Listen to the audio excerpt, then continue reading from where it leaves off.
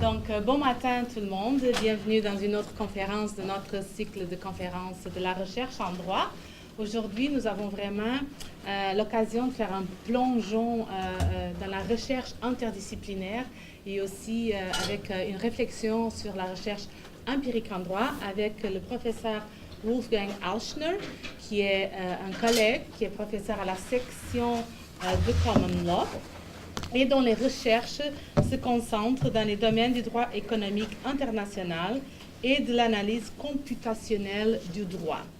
Le professeur Alschner a une affectation multiple à la section de Common Law et à la faculté de génie à l'école de sciences informatiques et de génie électrique. Il est aussi chercheur au Centre de recherche en droit, technologie et société de l'Université d'Ottawa. Avant de se joindre ici à nous, le professeur Alschner a travaillé comme chercheur invité à l'Institut de hautes études de Genève, ainsi que pour le World Trade Institute à Berne, en Suisse. Il a publié des articles dans différentes revues à comité de lecture, comme le Yale Journal of International Law, le European Journal of International Law et le Journal of International Economic Law. Ses recherches sont axées sur le recours à des méthodes liées aux sciences sociales et à l'informatique, dans le but d'explorer de façon empirique le droit international.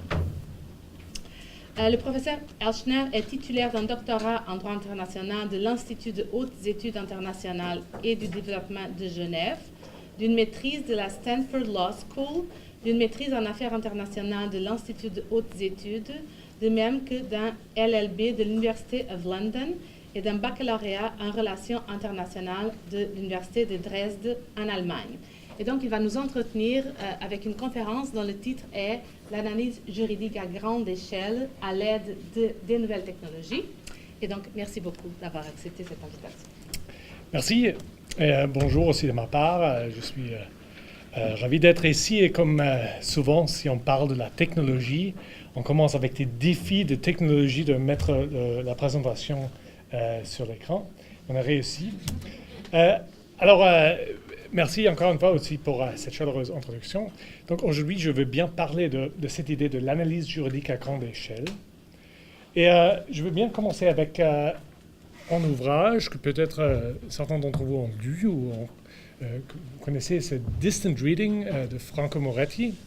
C'est un ouvrage qui porte sur les sciences littéraires, donc sur la littérature.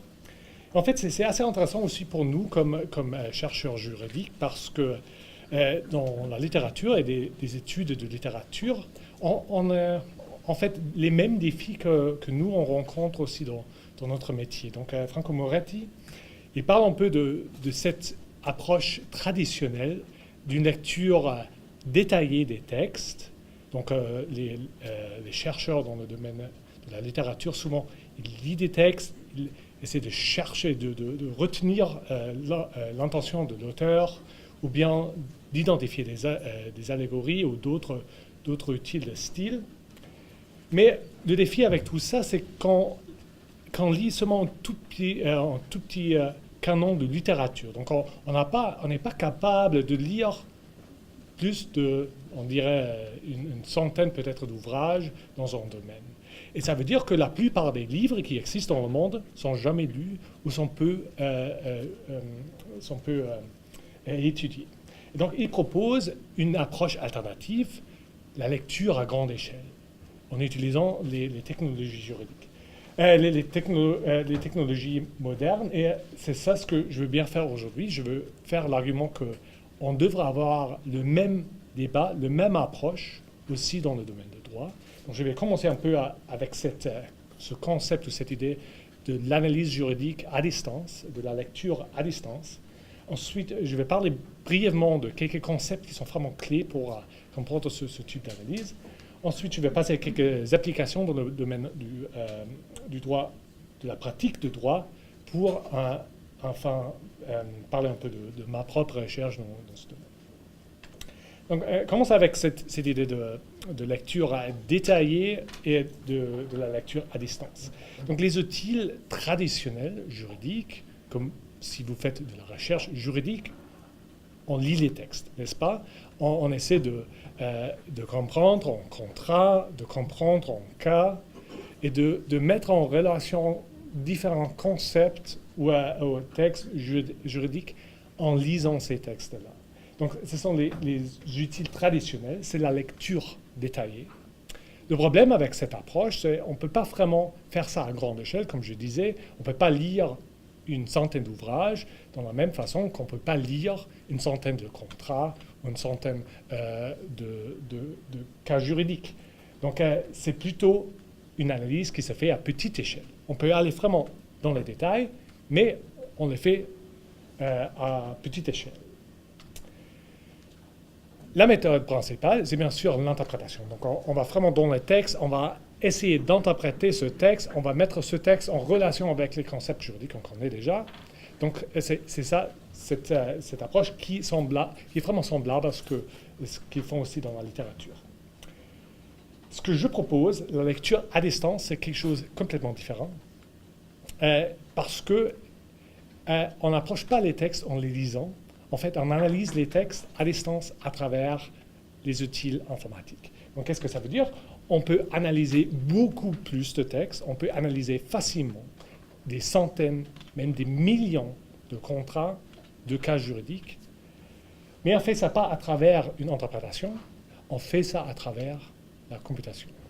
Et je vais expliquer un peu qu'est-ce que ça veut dire et pourquoi c'est faisable.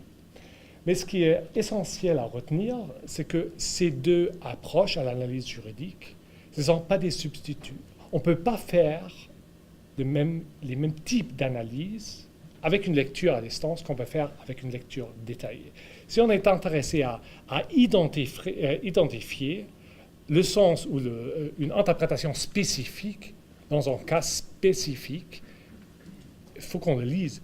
Mais si on est intéressé par un développement juridique à grande échelle qui traverse plusieurs années, peut-être même des décennies, ça c'est quelque chose qu'on ne peut pas vraiment faire avec les outils traditionnels. Il faut faire ça avec l'analyse à distance. Donc ces deux approches sont vraiment des approches complémentaires et pas substituables. Donc qu'est-ce que ça veut dire alors les nouvelles outils juridiques, la lecture à distance? Laissez-moi expliquer un peu les concepts et les technologies qui sont derrière ça. Il y a vraiment trois grands types de technologies qui sont importants pour ce type d'analyse. Et si quelque chose n'est pas clair, n'hésitez pas à m'interrompre ou de poser des questions. Le premier, c'est le traitement de langage naturel. Qu'est-ce que c'est? Donc, les chercheurs dans le domaine du linguisme et de linguistique, ils ont développé des outils à travers l'utilisation des outils informatiques pour analyser du langage dans des textes en utilisant la technologie. Et ça s'appelle le traitement de langage naturel ou Natural Language Processing en anglais. Le défi là, c'est de transformer des textes en données, mais je vais parler un peu plus de ça dans un instant. Le deuxième partie, ou le deuxième grande méthodologie, c'est l'analyse de réseau. Dans ce cas-là, on essaie d'identifier des liaisons entre des documents ou bien des rapports entre des décisions ou des avocats pour identifier des structures dans des grandes bases de données. Et finalement, vous avez peut-être déjà entendu parler de ça, l'apprentissage machine ou bien l'intelligence artificielle qui est aussi utilisée. Donc, laissez-moi peut-être donner un peu plus de détails sur chacun de ces types de technologies. Donc, traitement de langage naturel. Comme je disais, le défi, si on veut analyser des textes à travers les nouvelles technologies, c'est de, premièrement, traduire les textes dans un format qui est bien pour nous de le lire, mais qui n'est pas très bien pour les ordinateurs à comprendre. Alors, il faut traduire les textes aux données. Qu'est-ce que ça veut dire? Donc, en fait, on veut avoir après des chiffres qu'on peut analyser à travers des outils ou des approches de la statistique. Et il y a plusieurs manières de traduire des textes aux données. Et il n'y a pas vraiment des méthodes qui sont vraies ou faux, parce qu'en fait, toutes les manières de traduction sont fausses, parce qu'un texte, c'est beaucoup plus que les mots qu'on a dans le texte, il y a le sens qui est derrière ces mots, et ce sens derrière les mots, c'est seulement accessible pour nous parce qu'on connaît le domaine juridique, on a quand même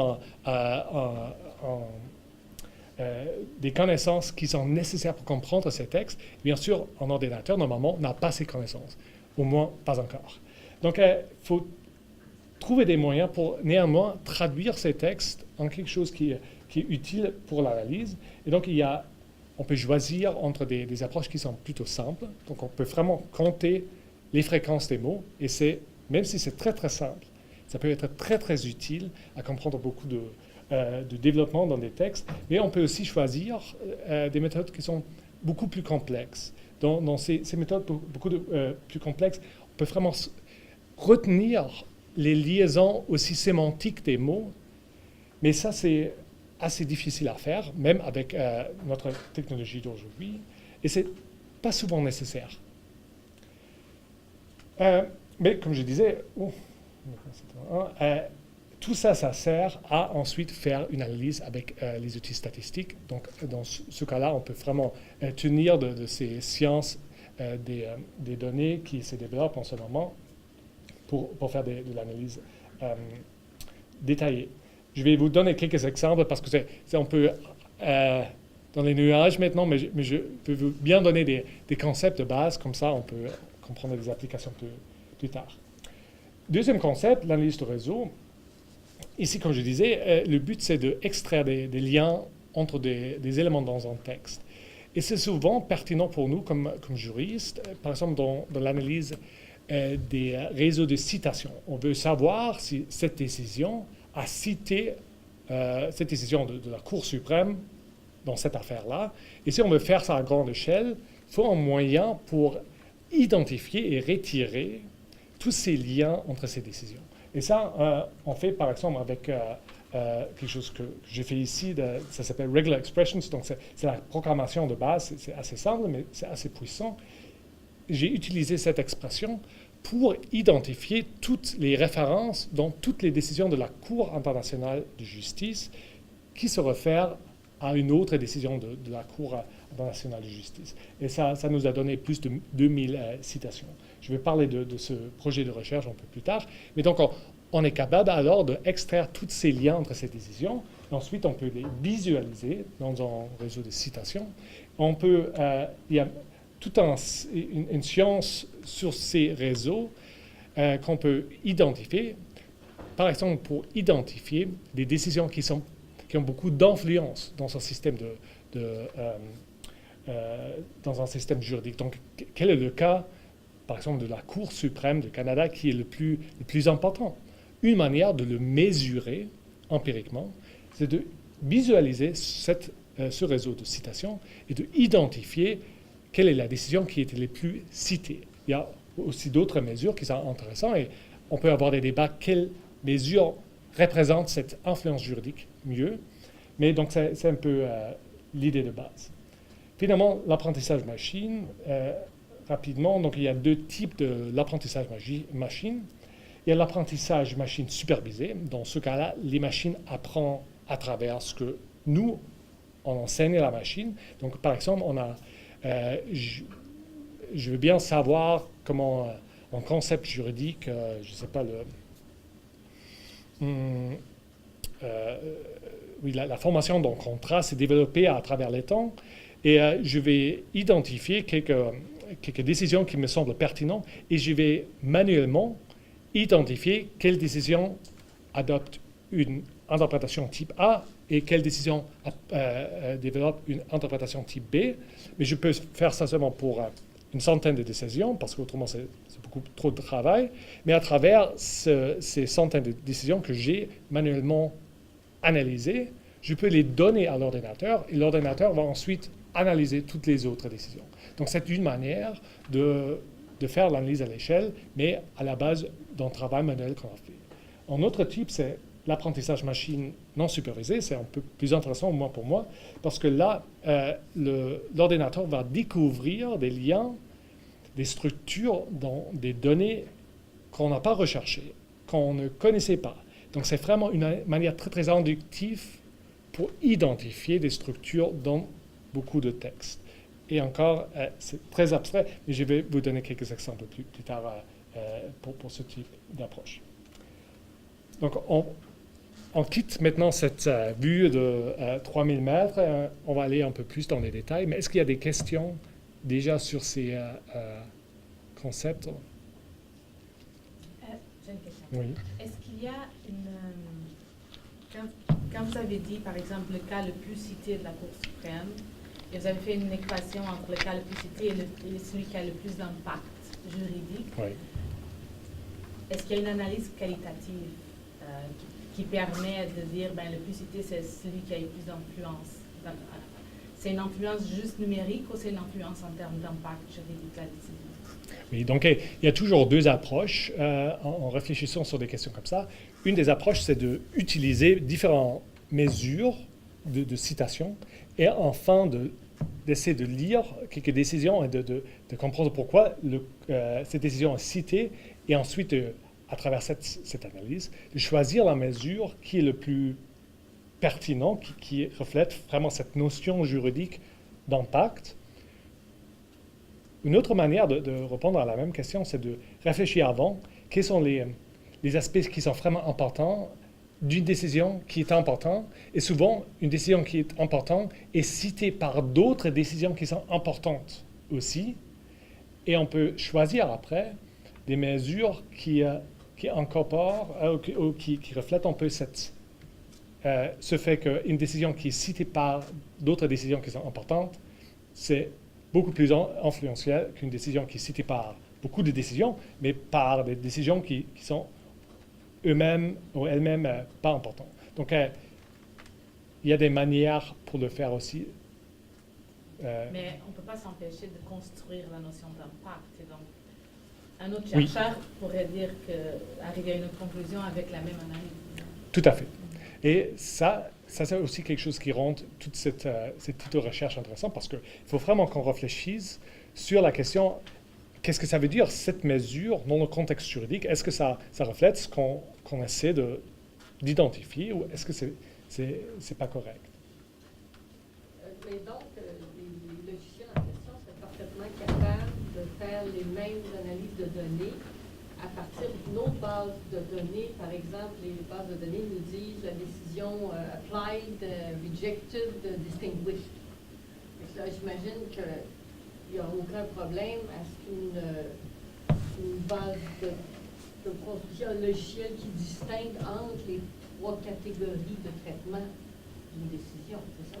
Bon, c'est en fait assez difficile à faire parce que pour un être humain, c'est assez clair s'il y a une distinction ou s'il y a un accord entre deux décisions. Mais pour un ordinateur, comment il peut savoir s'il y a un lien qui est défini par... C'est ça, mais il faudrait à ce moment-là qu'il y ait un lien avec une autre base de données. Alors, parce qu'il y a déjà dans les bases de données Westlaw et compagnie, c'est déjà fait. On pourrait partir de là pour construire le modèle. Oui.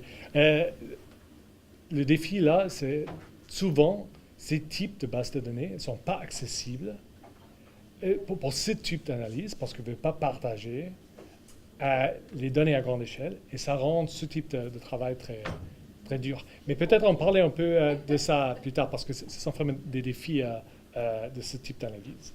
Mais je veux bien peut-être passer à quelques applications parce que comme ça c'est un peu plus clair ce que je fais. Donc commençons avec les applications dans la pratique. C'est en fait ça ce qu'on a déjà discuté un peu.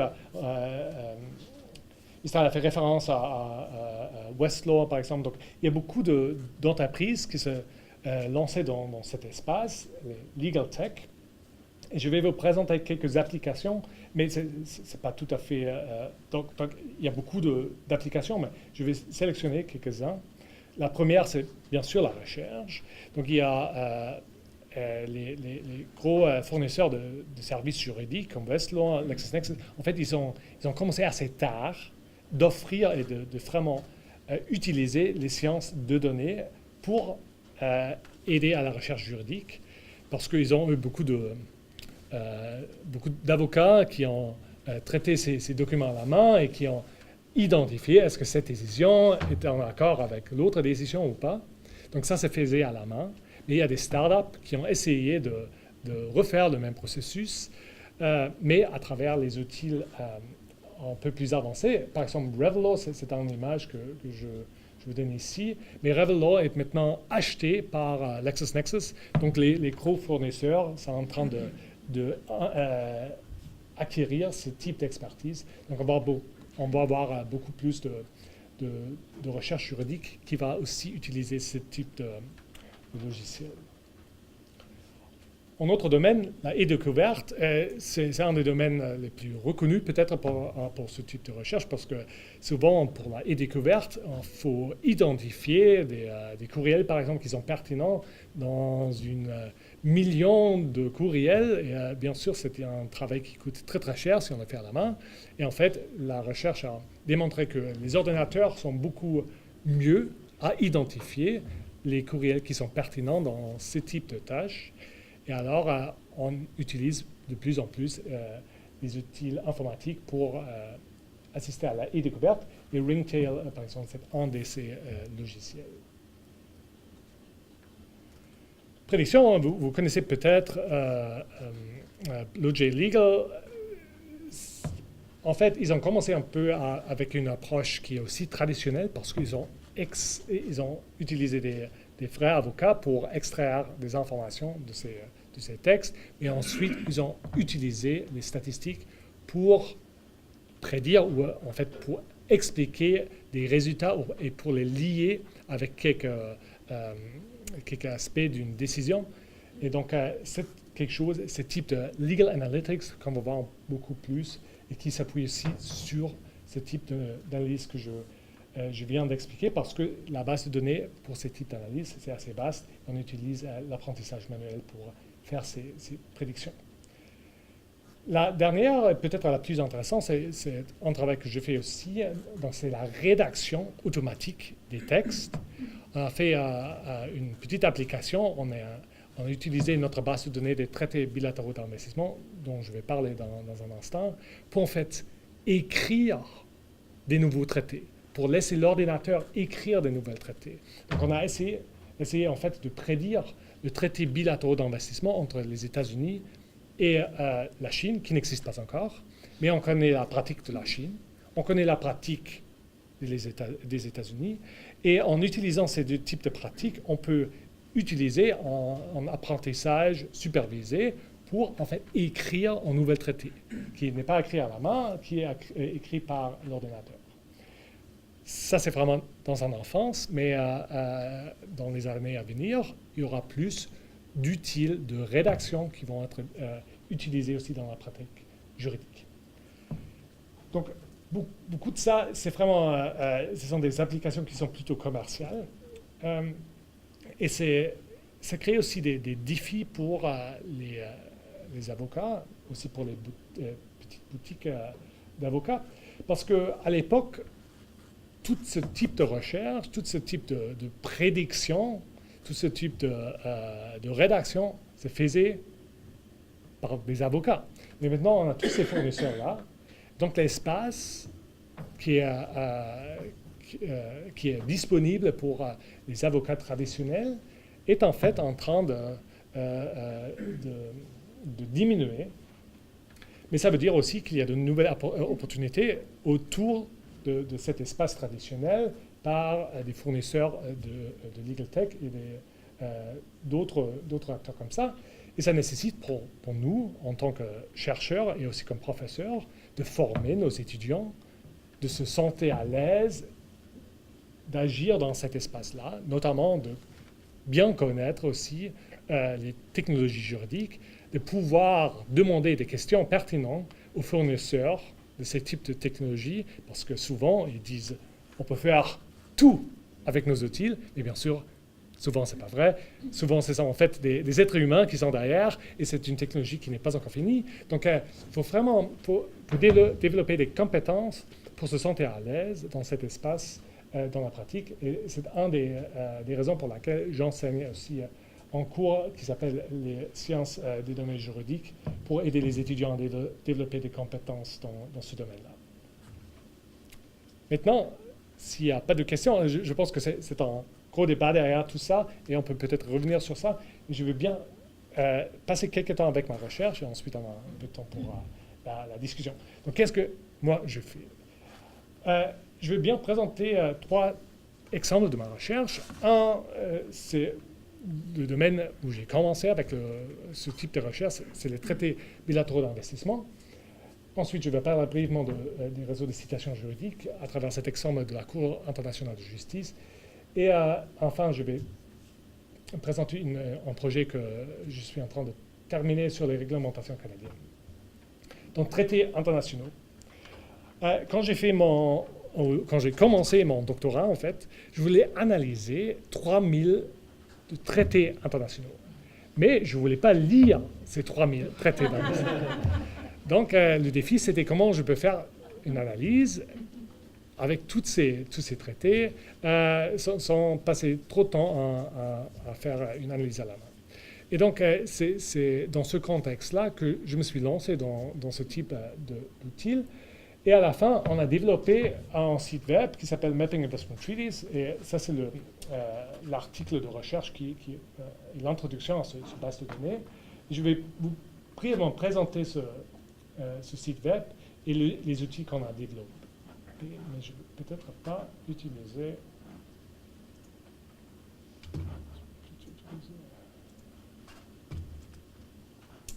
Alors, un des défis au début, c'était comment on peut analyser tous ces traités. Et ce qu'on a développé alors, c'était un algorithme qui calculait la similarité entre 2 traités. Pourquoi on calcule la similarité? En fait, on voulait détecter ou on voulait savoir s'il y a des structures qui pourraient expliquer pourquoi quelques traités sont très semblables, tandis que d'autres traités sont en fait très, très différents. Et donc, on a calculé la similarité de tous ces traités. Et l'analyse révélait qu'en fait, vous voyez maintenant ici tous ces traités, 2000 traités de bilatéraux d'investissement, et on visualise les similarités entre ces traités à travers ça s'appelle une carte chaleur, une heat map, où les traités qui sont très, très similaires sont rouges, et ceux qui sont très, très différents sont jaunes. Et ce qu'on voit, c'est que les pays développés ont des réseaux de traités qui sont très, très semblables à l'autre. Donc, la Grande-Bretagne, par exemple, a conclu plus de 100 traités bilatéraux d'investissement qui sont semblables à 75% entre 30 ans. Donc, il y avait, vous connaissez peut-être cette notion de boilerplate, je ne sais pas si ça existe aussi en français. Mais donc, les textes, les contrats souvent, qui sont des templates, qui sont des boilerplates, il y a des standards, et qu'on va reproduire ces standards avec chaque négociation. Et c'est ça ce qu'on a vu aussi pour les traités bilatéraux d'investissement. Donc, les pays développés ont des traités modèles, et ils réussissent chaque fois à négocier d'autres traités, notamment avec des pays en voie de développement, qui sont vraiment copy-paste de leur traité modèle. Maintenant, si on change cette carte, mais pas avec l'ordre de la partie qui est plus riche dans les négociations bilatérales, mais la partie plus pauvre, on voit que ces structures disparaissent. Bien sûr, parce que les pays plus pauvres, ce sont des rule takers, ce sont ceux qui devraient accepter la formule qui est proposée par les pays développés. Donc, les pays développés sont des rule makers, tandis que les pays en voie de développement, ce sont des rule takers. Donc, on voit bien cette asymétrie en temps de pouvoir dans ces négociations-là. Ensuite, on peut jouer avec toutes ces analyses, parce que tout ce point ici, c'est une comparaison entre 2 traités. Donc, on peut savoir quel est le traité qui est le plus semblable à ce traité, quelles sont les différences par rapport aux articles qui sont dans ces 2 traités, parce que c'est quand même intéressant si un traité est similaire à un autre, mais on veut bien savoir pourquoi il est similaire ou pourquoi il est différent. Et donc, ça nous permet maintenant à savoir quel est l'article le plus semblable, quel est l'article le moins semblable. Et on a découvert, en fait, des structures qui sont assez intéressantes. Par exemple, je disais que la Grande-Bretagne, c'était le pays qui le plus consistant dans sa pratique. Mais le Canada a fait quelque chose complètement d'autre. Le Canada a évolué son approche à ces traités au fil des temps. Ce qui est, à mon avis, mieux parce que les conditions changent, donc il faut adapter sa pratique. Et c'est ça ce qu'on voit bien pour le Canada. Donc il y a un type de traité qui était négocié au début des années 90. Ensuite, on a eu l'ALENA avec un chapitre sur l'investissement. Et ce chapitre a influencé aussi la pratique canadienne. Ils ont changé leur modèle et on voit le modèle de l'ALENA qui est intégré dans la pratique canadienne. Et le Canada a été aussi victime de quelques plaintes par des investisseurs américains. Et à travers cette expérience, ils ont encore une fois changé leur pratique. Donc on voit bien comment la pratique évolue au fil des temps à travers ce type d'analyse. Même chose pour le Japon. On voit bien qu'il y avait 2 générations de traités qui ont été signés par le Japon. Donc, ça, ce qu'on fait. Ce matin, j'ai essayé de faire une analyse par rapport aux nouvelles traités, donc le NAFTA 2.0 ou le USMCA. C'est pas encore fini, mais ce qu'on va faire, j'espère, c'est de mettre en place aussi des outils comme ça, qu'on peut voir, enfin, pas seulement les similarités, les différences à grande échelle, mais on peut vraiment voir le texte et voir où ces 2 traités sont différents, les mots qui sont différents. Et ça va aider, bien sûr, à après analyser où cette nouvelle traité est vraiment nouveau, ou où ce traité reproduit ce qui était déjà fait. Donc ça, c'est un peu l'analyse avec laquelle j'ai commencé. Un autre type d'analyse qui était publié dans le European Journal of International Law cette année, c'est sur le réseau de citation de la Cour internationale de justice. En fait, la Cour internationale de justice est un des cours qui est le moins analysé à travers cette analyse à distance, parce qu'il n'y a pas vraiment des bases de données, il n'y a pas vraiment un intérêt économique pour analyser cette Cour, mais bien sûr, c'est la Cour mondiale, donc c'est très important. Donc on a fait cette analyse de réseau. Il y avait plusieurs aspects qui étaient intéressants dans ce type d'analyse. Je vais seulement mentionner 2. Le premier, c'est que si on regarde les cas qui sont arrivés à cette Cour, on voit que dans les années 60, 70, 80, il y avait vraiment très très peu de cas qui étaient traités par la Cour. C'était parce que les pays en voie de développement ont aperçu que la Cour était biaisée contre eux, qu'il y avait une Western bias, et donc ils n'ont pas porté plainte contre d'autres pays en utilisant cette Cour. Ça a changé après, et maintenant on voit plus de différents qui étaient portés devant la Cour, mais beaucoup de juristes qui voient ça disent que les années 60 et 70, c'était la période la plus pire pour la Cour, parce qu'il y avait très très peu de cas qui étaient menés à la Cour. Mais si on regarde l'analyse des citations, on voit en fait que la plupart des citations visent les décisions qui étaient rendues dans les années 60, 70 et 80. Donc, peut-être, c'est vrai pour d'autres cours aussi, dans une période où la Cour était sous beaucoup de pression, elle a en fait rendu ses décisions les plus importantes pour le développement de sa jurisprudence, si on peut interpréter les citations dans cette manière. Et l'autre aspect qu'on a aussi pu identifier, ce qui est peut-être intéressant pour vous, que les cours internationaux, ils ne sont pas vraiment common law, ils ne sont pas civil law. Ce n'est pas droit civil, ce n'est pas common law, n'est-ce pas? C'est une mixture entre ces deux. Sur la Cour internationale de justice, il y a des juges qui proviennent des pays de common law, des pays de civil law. Donc, est-ce que sa jurisprudence et son approche jurisprudentielle, est-ce que c'est plutôt civil law ou common law? Et on a pu identifier, je peux vous parler plus de cette petite recherche, comment on en a fait, mais on a trouvé que la Cour a commencé quand même plus droit civil, et maintenant elle est devenue beaucoup plus common law. Donc, les citations et la jurisprudence de la Cour est beaucoup plus importante maintenant et se base moins sur les principes généraux. Je vais terminer peut-être mon petit exposé là sur les réglementations canadiennes. L'école canadienne du service public nous a demandé de faire une analyse sémantique de toutes les réglementations canadiennes qui sont en vigueur. Donc, en ce moment, sur le niveau fédéral, il y a 2700 réglementations canadiennes qui sont en vigueur.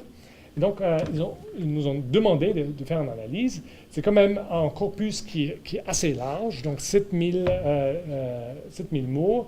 En moyenne, chaque réglementation en 2000 mots. Donc, ça serait quelque chose qui est quand même très, très difficile à faire à la main. Et donc, on vient de finir ce projet-là. Donc, on a un site GitHub où nous gardons aussi notre base de code.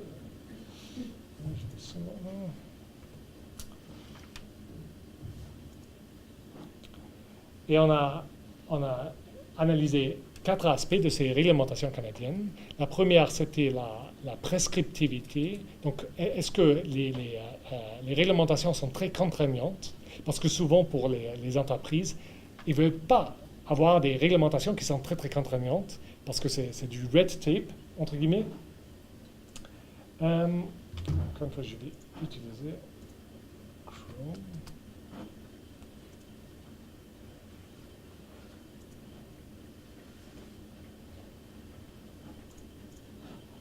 L'autre aspect, c'est la flexibilité. Oups, d'accord.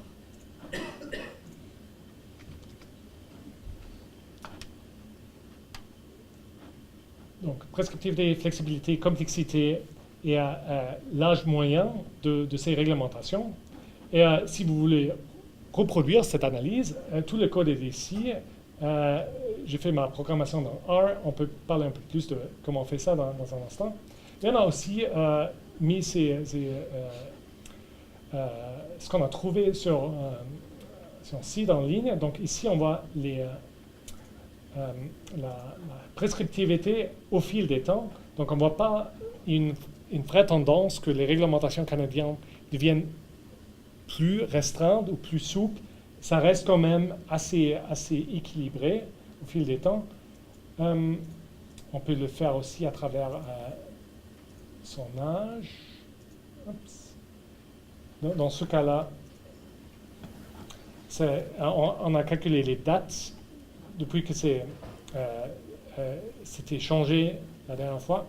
Aussi, on ne voit pas vraiment des tendances. Mais ça nous permet alors d'identifier les réglementations qui sont les plus contraignantes et qui sont les plus souples. Donc, en fait, les réglementations les plus contraignantes sont les réglementations qui portent sur je ne sais même pas comment ça, les poussettes, parce que c'est quand même super important que les poussettes soient sécuritaires. Donc, on peut comprendre ça, mais si une autre réglementation qui porte sur les cabanes dans les parcs nationaux, et mettre en place toutes les mesures pour les cabanes ou les cottages. Donc, c'est peut-être un des domaines où peut-être une approche un peu moins restrictive pourrait marcher aussi. Donc, on va voir comment notre analyse peut aussi aider à la réforme de ces réglementations. La dernière chose, et peut-être aussi des choses qu'on veut faire dans l'avenir, ici, on a visualisé le changement les réglementations que portent sur l'imposition. En fait, la réglementation sur l'imposition a environ 360 000 mots et 1000 pages, donc c'est très très difficile à digérer si on veut le lire. Mais je me suis intéressé à comment cette réglementation a changé au fil des temps. Et on voit bien qu'il y avait des petits changements à travers le temps, mais il y avait une grande modification de ce type de réglementation en 2013. Et maintenant, la recherche, c'est qu'est-ce que ça veut dire, quel type de changement a été établi. Mais au moins, ça nous permet à identifier comment ces réglementations ont changé et c'était quoi l'époque qui a apporté le plus de changement. Donc avec tout ça, je vais bien terminer avec une petite annonce. Donc on est en train de créer un site web qui met en place quelques ressources pour apprendre comment on peut faire ce type d'analyse et qui explique l'analyse qu'on a déjà fait. Comme ça, les étudiants, vous, les avocats, les juristes au sein du gouvernement peuvent apprendre comment on peut faire la lecture à distance. Et on espère que ça va être aussi pertinent pour vous parce qu'il y a sûrement aussi dans votre recherche quelques aspects qui pourraient bénéficier de ce type d'analyse à distance qui, comme je disais, ne va pas remplacer l'analyse détaillée, mais qui peut apporter des nouveaux aspects à quelque chose que peut-être vous avez étudié toute vos vies, mais que vous n'avez jamais remarqué parce qu'il manquait cette vue globale. Donc, coming soon. Merci.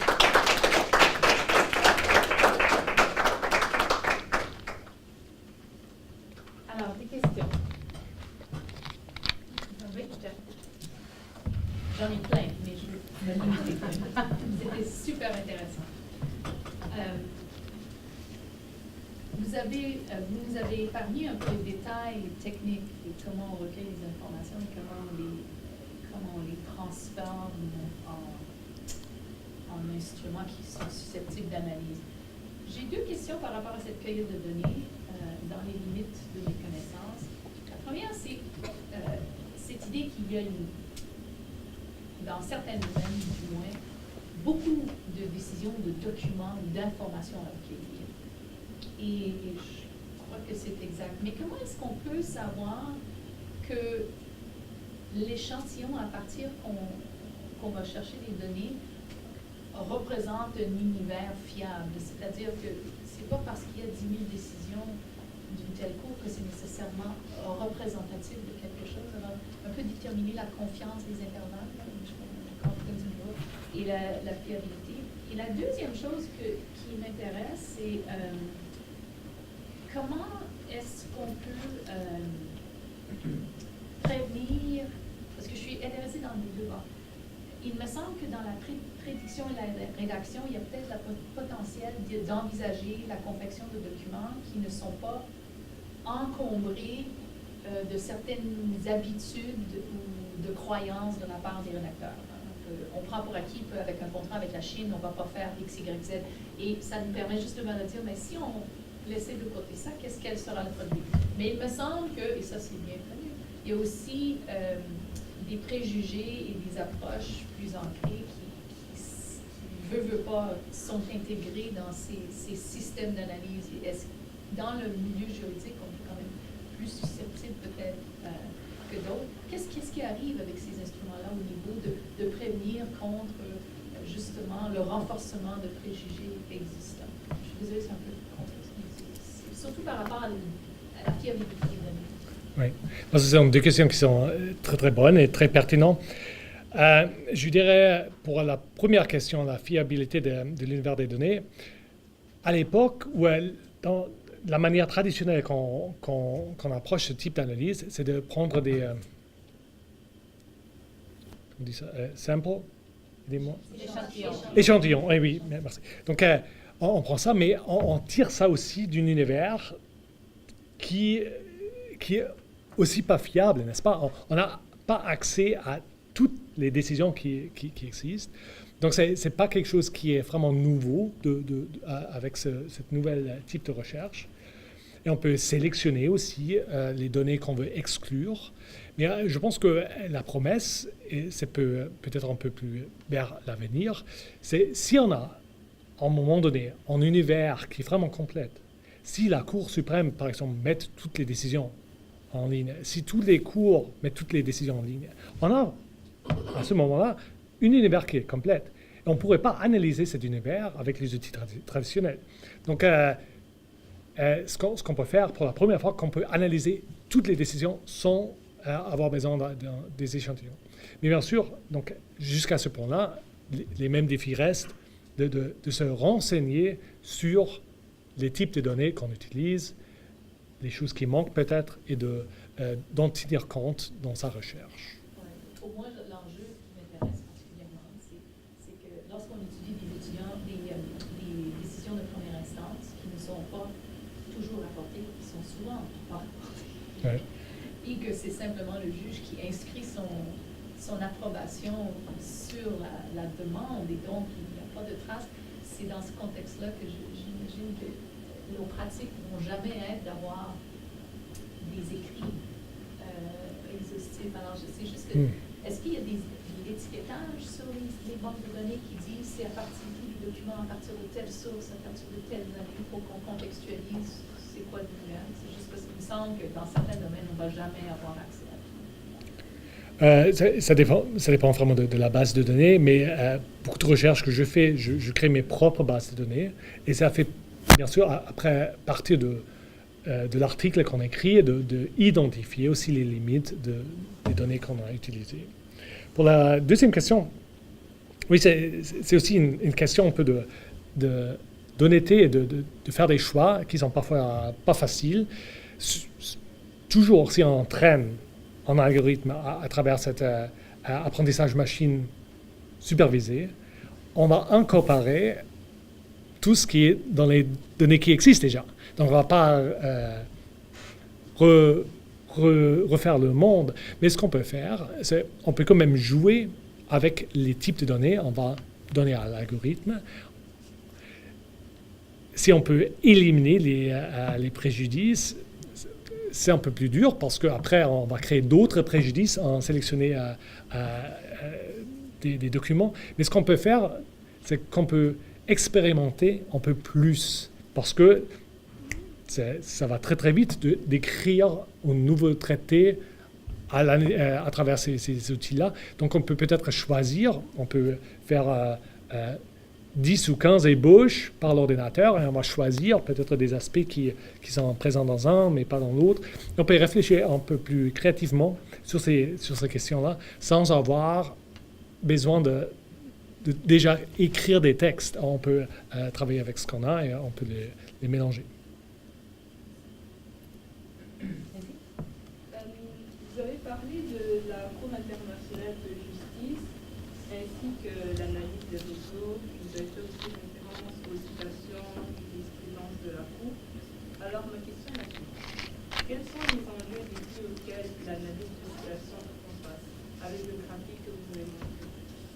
Quels sont les défis et Les enjeux auxquels l'analyse de citations fait face? Bon, ça dépend vraiment de ce qu'on veut faire avec ce type d'analyse. C'est un outil qui pourrait être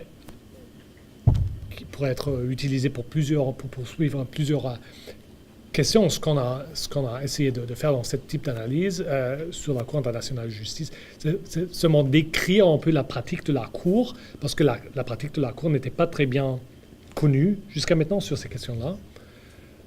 Mais il y a sûrement aussi d'autres enjeux ou d'autres questions qu'on pourrait envisager. Les préjudices de la Cour, il y a d'autres chercheurs qui font ce type d'analyse, comment on peut identifier des juges qui ont peut-être une opinion contre une certaine question. Donc il y a beaucoup d'opportunités dans ce domaine, mais ouais. Je ne sais pas dans quelle direction ta question vise vraiment. Est-ce que... D'accord, merci. C'était très, très intéressant. Je pense qu'effectivement, ce sont des outils qui vont permettre de découvrir plein de choses. Mais sur les défis que ça va comporter, c'est peut-être sur le biais technologique que ça comporte. Parce que, comme c'est présenté comme une recherche statistique, c'est plus ou moins présenté comme étant neutre. Mais après ça, ce qu'on fait du résultat, on peut l'argumenter de toutes sortes de directions. Alors, par exemple, quand vous disiez pour les traités d'investissement, qu'il y avait des traités qui avaient été plus stables, la Royaume-Uni avait vraiment... On aurait pu faire l'argument, voyez, ça veut dire que ce sont les meilleurs traités. Regardez, ils se sont répandus partout. Plein de pays les ont adoptés. Donc, ce sont les meilleurs traités. Alors, ce serait en train de renforcer, en fait, un déséquilibre. Alors, comment est-ce qu'il y a dans votre enseignement ou sur les sites, est-ce qu'il y a une espèce de mise en garde là-dessus, ou comment vous faites pour empêcher que vos recherches soient, en fait, peut-être même détournées, utilisées à l'appui, sachant qu'en technologie, là, c'est l'argument, hein, quand ils font les scientifiques font des présentations, très souvent, ils ont l'aura de la technologie qui, immédiatement, les présente comme étant toujours plus neutre. Et donc, le biais est encore aggravé à ce moment-là. Est-ce que vous avez eu affaire à des choses comme ça? Est-ce que vous avez des plans de match vis-à-vis de ça? Oui, donc c'est aussi une très très bonne question. Une des choses que j'enseigne à mes étudiants toujours, c'est que même si il y a l'apparence de neutralité, c'est pas neutre. C'est pas parce qu'il y a aussi beaucoup de choix qui sont impliqués. Je vous ai parlé tout à l'heure des choix pour traduire des textes aux données. Et dépendamment de quelle méthode on choisit, peut-être il y a des résultats qui sont différents. Donc, il faut se méfier de ces choix et il faut être transparent par rapport aux choix qu'on adopte. Autre que ça, on essaie toujours de diviser la partie un peu en deux. Il y a une partie qui est vraiment de créer des données. Des données, d'une part, qui ce sont des textes qui pourraient être utilisés par d'autres chercheurs, ou même des données qui sont créées à partir des textes, comme je les ai visualisés. Et pour cette partie-là, ça serait bien si d'autres chercheurs adoptent des interprétations différentes de ces données, parce que après, ça crée une conversation et ça crée de la recherche. Et on peut avoir, après un débat, quelle interprétation de ces données est plus fiable que l'autre.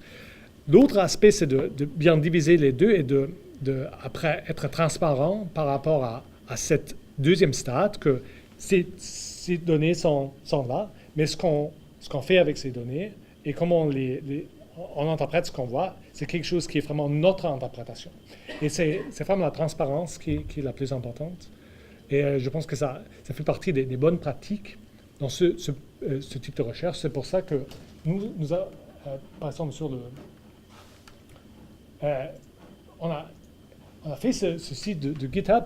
Comme ça, d'autres personnes peuvent reproduire l'analyse qu'on a fait, peuvent nous critiquer parce qu'on a fait des erreurs ou on a fait des choix qui ne sont peut-être pas bien, mais c'est la transparence qui permet de faire ça.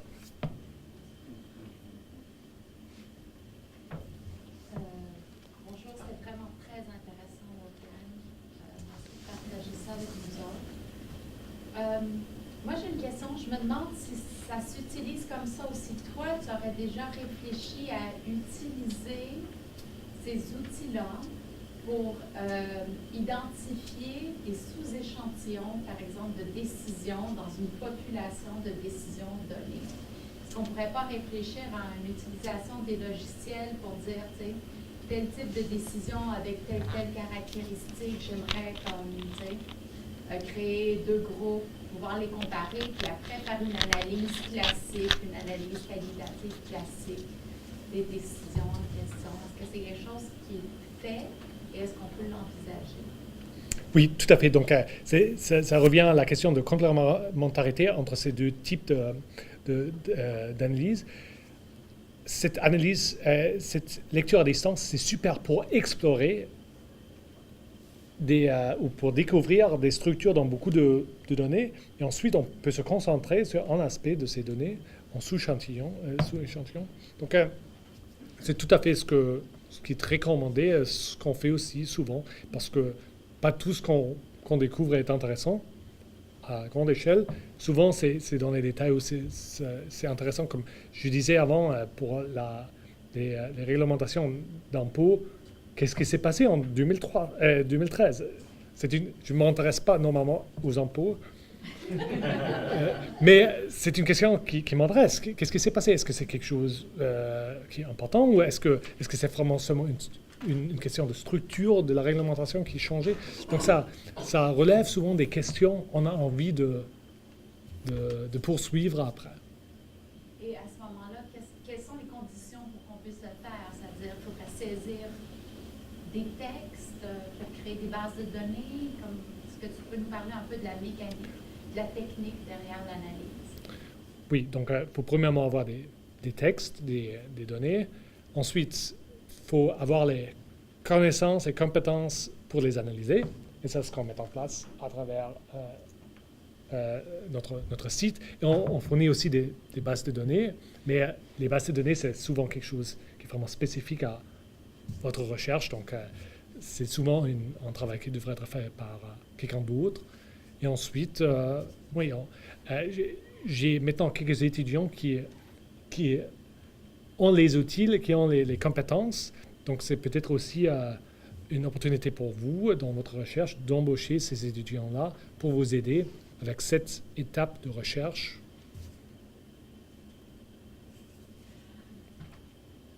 Je vais reprendre parce que c'était vraiment fascinant. Et il y avait un côté de mon cerveau qui disait viens, et un autre qui voyait tout le potentiel, en fait, aussi, par exemple, pour aller chercher des argumentaires qui sont alternatifs, des solutions que l'on a mis sur place, mais qui ont été moins reprises, mais qui ont un potentiel plus intéressant en termes de protection des droits de la personne, par exemple. Alors, de faire des sous-échantillons, oui, qui nous montrent les grandes tendances, mais qui peuvent aussi rapidement nous dire, voici où sont logés les arguments alternatifs, les théories alternatives, quand est-ce qu'on les utilise et pour faire quoi, comment peut-on, à partir de ces sous-échantillons, générer des nouvelles pratiques, par exemple. En vous écoutant, je vous parlais de lecture à distance et j'avais beaucoup l'impression que ça permet une lecture en auteur. Ça permet aux organisations, en fait, d'apprendre sur elles-mêmes. Alors, quand le dernier exemple que vous avez donné de votre recherche, par exemple, de voir c'est quoi le type de réglementation qui fait en sorte qu'on est vraiment restrictif et qu'est-ce qu'on a fait depuis 30 ans, en fait, et qu'est-ce qu'on a privilégié, parce que souvent, l'acteur individuel dans son coin n'a pas la notion qu'il fait partie d'un système. Donc, c'est très intéressant pour voir l'évolution du système et pour faire des organisations apprenantes, en fait, sur leur propre processus décisionnel. Et là, il me semble qu'il y a un potentiel très intéressant pour comprendre ce qu'on fait, qui on est, et aussi pour voir, est-ce que ça correspond encore à la direction qu'on veut avoir dans une organisation. Et je reviens à ma question.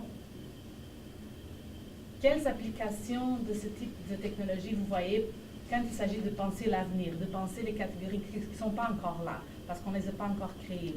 Comment peut-on utiliser ça pour être créatif? Vous avez parlé de créativité, en se détachant de comptabiliser des choses qui ont déjà été faites et qui sont déjà là.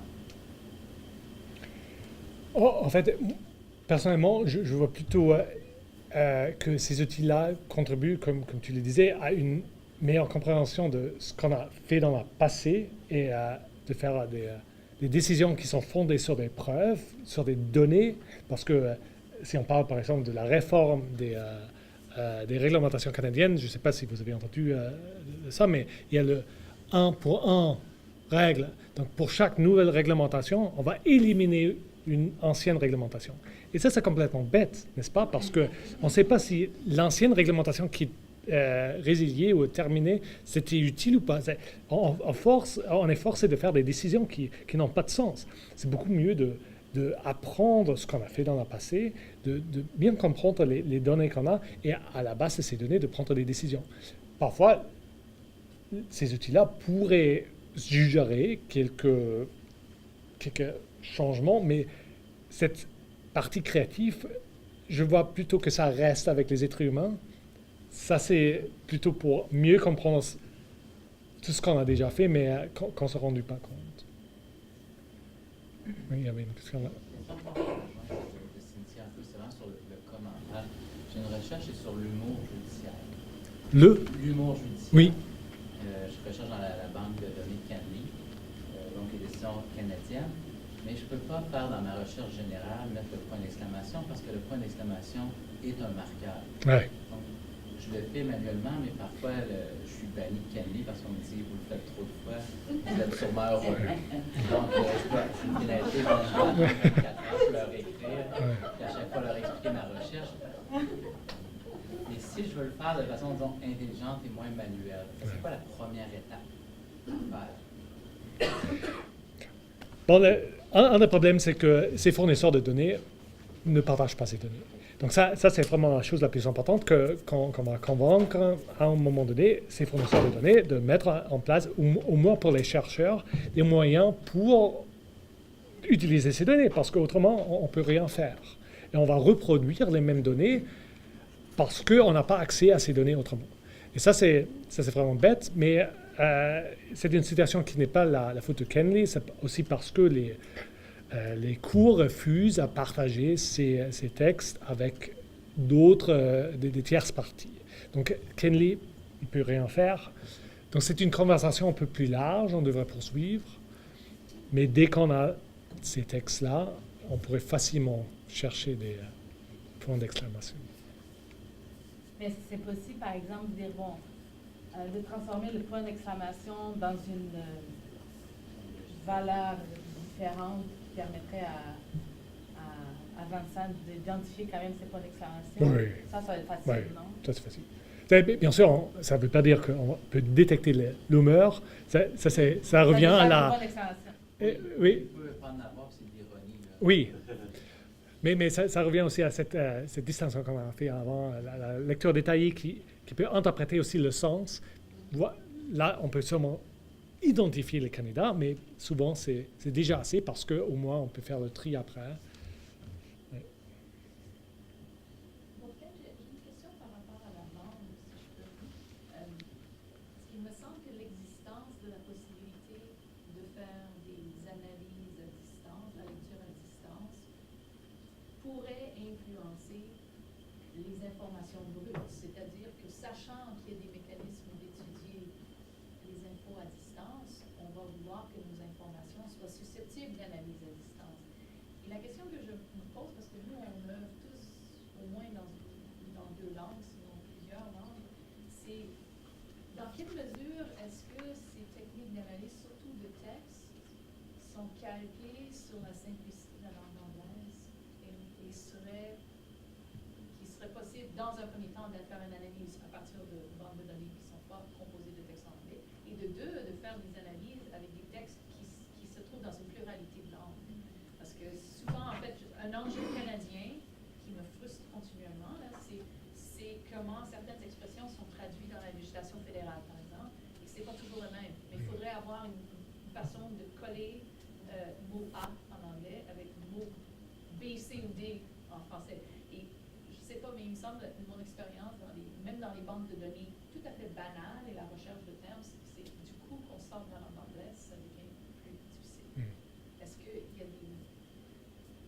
Est-ce qu'on voit qu'il y a soit un mouvement vers une consolidation des informations dans certains types très limités, c'est-à-dire certaines langues, certaines façons de formuler, ou est-ce qu'on explore la possibilité d'accommoder toute l'expérience de la communication humaine dans sa richesse? Je ne sais pas.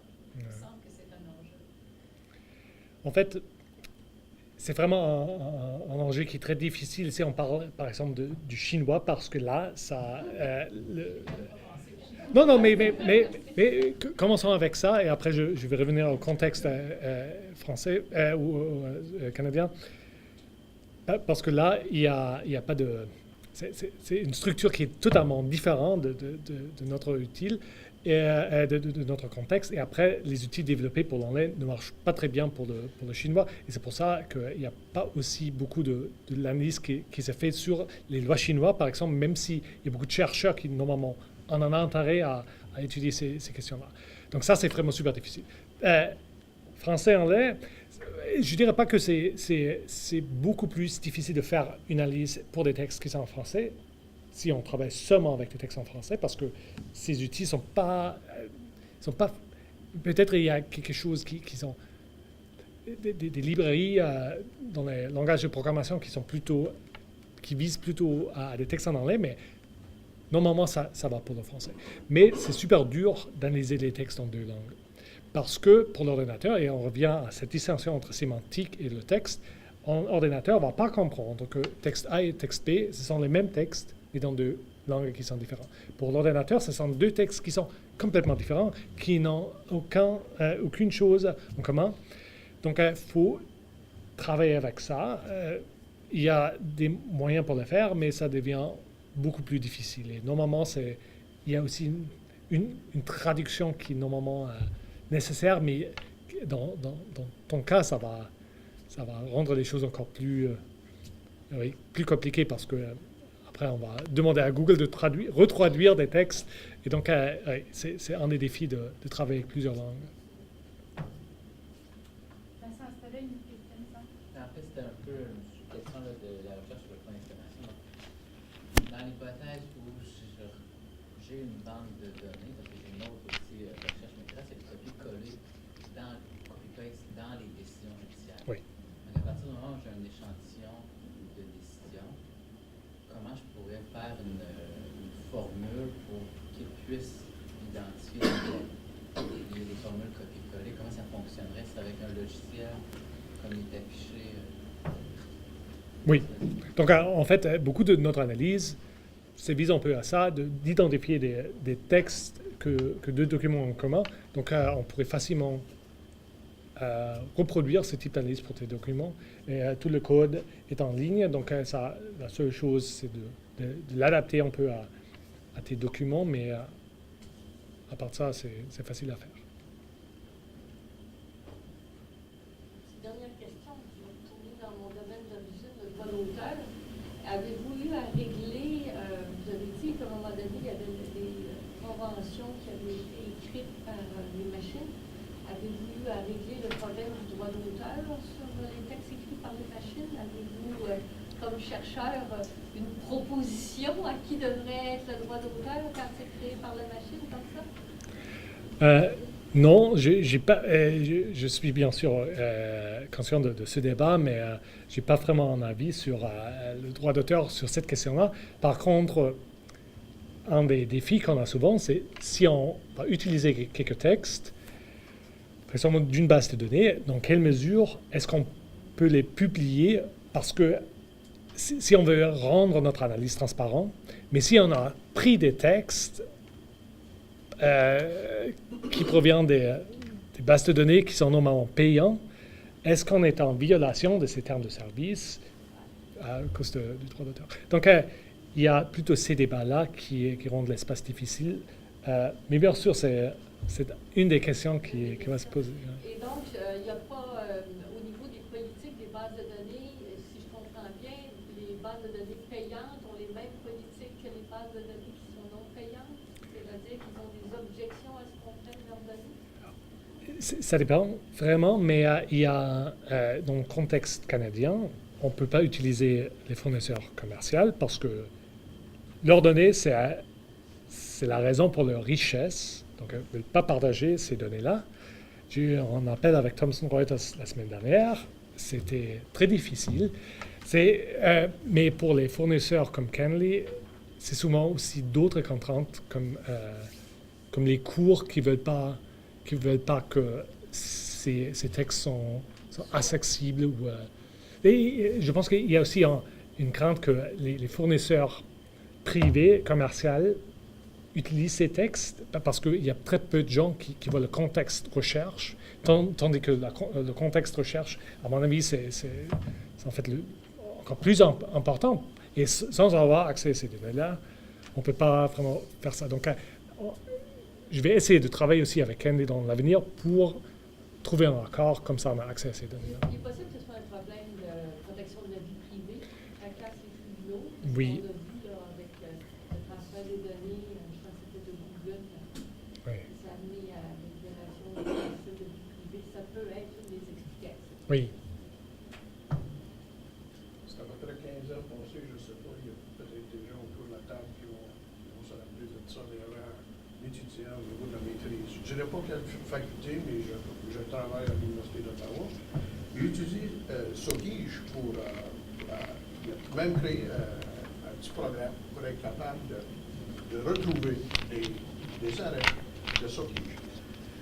Après, à un moment donné, ça marchait très, très bien. Jusqu'à ce point que Sokige lui a contacté la faculté. Et puis, il voulait, comme on dit en mauvais québécois, ou franco-ontarien, il voulait crisser dehors.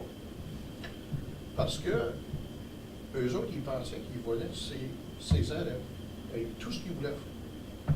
La raison pour laquelle je sais ça, parce que j'enseignais une partie du cours de méthodologie de recherche à Sherbrooke ici. Et puis moi, je sais que j'ai eu je ne peux pas dire que je connaissais beaucoup, mais au niveau des mathématiques, on avait jasé à un moment donné, j'ai dit, au niveau mathématique, parce que j'ai fait des études comme ça, on n'a pas besoin d'aller tout chercher. On peut avoir juste une façon aléatoire d'aller chercher des arrêts. Mais lui, il m'a dit, non, c'est pas possible, il faut aller tout chercher. Ça fait qu'il est allé, il a essayé de faire ça. Et je sais que Sokige voulait, Sokige était convaincu qu'il volait ses arrêts. Alors, c'est pas fini encore. Ouais. Et la question plus large, c'est à qui appartiennent ces arrêts? Parce que ils appartiennent pas vraiment au cours, n'est-ce pas? C'est quelque chose quand même public. Et si on n'a pas accès à ces types de données, à mon avis, c'est une question de justice. Mais bon. Si je peux, j'ai travaillé à la Commission des relations au travail dans la fonction publique du Canada pour une quinzaine d'années, 16 ans. J'étais bibliothécaire en chef. Alors, je faisais beaucoup de recherches pour les arbitres, les juges, les commissaires, tout ça. Très peu, j'étais là peut-être juste 2 ans. J'ai compris dès le départ que les syndicats, les employeurs et même les avocats de la commission connaissaient tous les biais. Alors, les arbitres étaient biaisés. C'est juste une question sur quelle base. Okay. Je peux vous dire que les syndicats m'ont dit que quand ils allaient au nord, par exemple, du Canada, pour écouter un client, par exemple, et s'ils savaient que c'était un certain monsieur, who was known as the hanging judge, il réglait le problème parce que cette personne-là jugeait toujours contre l'employé. Et vice-versa. Ceux qui pouvaient avoir une carrière après la commission comme telle, dès le départ, tu ne pouvais pas, juste au niveau probabilité, tu ne pouvais pas prédire qu'est-ce qu'ils étaient pour faire. Mais pour les autres, oui. Tu disais, on sait où ça s'en va. Pour les arbitres qui étaient déjà biaisés, puis quand ils sortaient de la commission, il n'y avait aucune possibilité d'être renommé dans ça. Une caractéristique qui est sortie tout le temps, c'est qu'ils faisaient une décision à la fin, et c'était normalement la dernière décision, puis ça allait contre toutes les décisions qu'ils avaient faites avant. Alors ceux qui allaient pour les employeurs, ils sortaient une décision là, qui donnait raison aux syndicats, puis tu voyais ça, tu disais, pas possible. Et ceux qui étaient biaisés au niveau des employés faisaient une décision, tu sais, tu disais comment ils ont travaillé pour les syndicats une trentaine, quarantaine d'années. Ce que je vois dans vos choses ici, c'est que basé sur la théorie et les concepts, ça peut nous aider parce qu'il y a tellement d'informations. Alors, ce que je vois, c'est que de plus en plus, il y a plus d'informations, plus de choses. Il faut utiliser ça parce qu'on n'a plus le temps de faire ça. C'est le temps plus qu'autre chose. Un beau plaidoyer. Mais on pourrait terminer là-dessus en fait. Comment vous voyez la plus-value de ce type de recherche dans le monde de la recherche en droit? Où est-ce qu'elle se trouve pour vous de façon plus évidente? À mon avis, c'est partout. Parce qu'il n'y a pas un domaine qui ne pourrait pas bénéficier de ce type d'analyse. C'est pour ça qu'il faut vraiment entraîner les juristes à apprendre ces types d'outils. Un grand investissement de formation est Oui. nécessaire. Est-ce qu'il y a d'autres questions? Non? Alors, merci beaucoup. On a avant de vous